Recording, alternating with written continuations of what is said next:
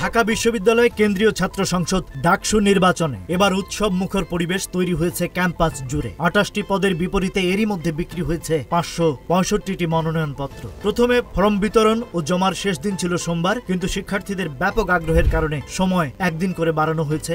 এখন ফর্ম কেনা যাবে ১৯ আগস্ট বিকাল ৫টা পর্যন্ত, আর জমা দেয়া যাবে ২০ আগস্ট বিকাল ৫টা পর্যন্ত।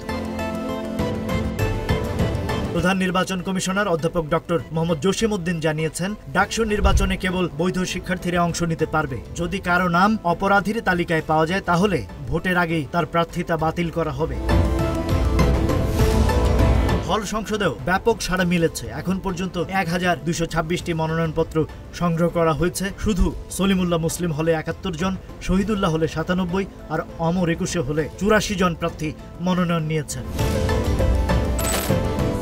এদিকে জাহাঙ্গীরনগর বিশ্ববিদ্যালয়ে চলছে কেন্দ্রীয় ছাত্র সংসদ জাকসু ও হল সংসদ নির্বাচন। প্রথম দিনে জাকসুর জন্য ৪৭ জন ফর্ম নিলেও কেউ জমা দেয়নি, তবে হল সংসদের জন্য ৮৬ জন ফর্ম নিয়েছেন এবং কয়েকজন এরই মধ্যে জমা দিয়েছেন। ঘোষিত তফসিল অনুযায়ী মনোনয়ন যাচাই বাছাই চলবে ২১ থেকে ২৪ আগস্ট পর্যন্ত, আর চূড়ান্ত প্রার্থীর তালিকা প্রকাশ হবে ২৯ আগস্ট। আগামী ১১ সেপ্টেম্বর অনুষ্ঠিত হবে জাকসু নির্বাচন। ১৯৭২ সালে প্রতিষ্ঠিত জাকসুর সর্বশেষ নির্বাচন হয়েছিল ১৯৯২ সালে, অর্থাৎ প্রায় ৩৩ বছর আগে। এবার নতুন প্রজন্মের শিক্ষার্থীরা তাই নির্বাচনকে ঘিরে উচ্ছ্বাসে ভরপুর।